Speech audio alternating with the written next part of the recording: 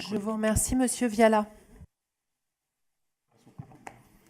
Merci Madame la Présidente. Alors je voudrais dire, dans la continuité de ce que vient d'évoquer Raphaël Schellenberger, que cette méthode de la représentation par groupe et de la contribution écrite, elle a été inaugurée par le président de Rugy dans les ateliers de rénovation de l'Assemblée nationale. J'y participais donc au nom de mon groupe et j'ai pu en constater les écueils, tous les écueils, puisque non seulement l'ensemble des participants physiques n'étaient pas habilités à s'exprimer sur l'ensemble des sujets puisqu'il y avait en plus réduction du nombre d'orateurs, mais en plus, les contributions écrites devant être produites à une date butoir que manifestement il est parfois difficile de respecter, elles ont pour la plupart été passées sous silence dans les comptes rendus définitifs de ces travaux et n'apparaissent pas d'ailleurs dans le fil du texte que vous proposez.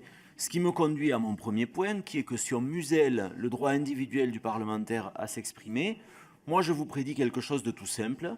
Il y a ici des groupes qui sont en capacité de se subdiviser, donc on va assister à une inflation du nombre de groupes qui sera complètement déraisonnable et qui aura pour effet d'alourdir considérablement le fonctionnement du Parlement.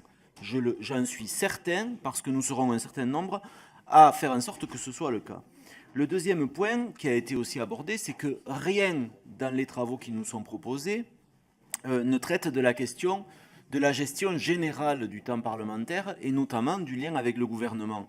Pour prendre un exemple tout à fait actuel, hier soir, pour ceux d'entre nous qui étaient là, il fallait être tout à la fois dans l'hémicycle sur un texte important qui est celui de la réforme de la fonction publique et en commission du développement durable, saisi au fond sur la loi d'orientation sur les mobilités. Qui a le don d'ubiquité? Personne. On était un certain nombre à naviguer dans les couloirs et à faire tout et finalement rien, puisque nous ne pouvons pas être à deux endroits à la fois. Ça, ce n'est pas du fait des parlementaires et ce n'est sûrement pas la modification réglementaire sur laquelle nous travaillons ce matin qui le changera ou qui le supprimera.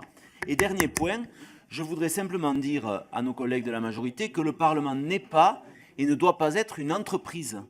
Donc, si on va demain vers la pointeuse, si les horaires de travail réguliers, du lundi au vendredi, etc. Mais la caricature, elle n'est pas de moi. J'ai sous les yeux ici, et vous l'avez aussi, le document du président de l'Assemblée nationale. Regardez-le. Merci. Je vous remercie.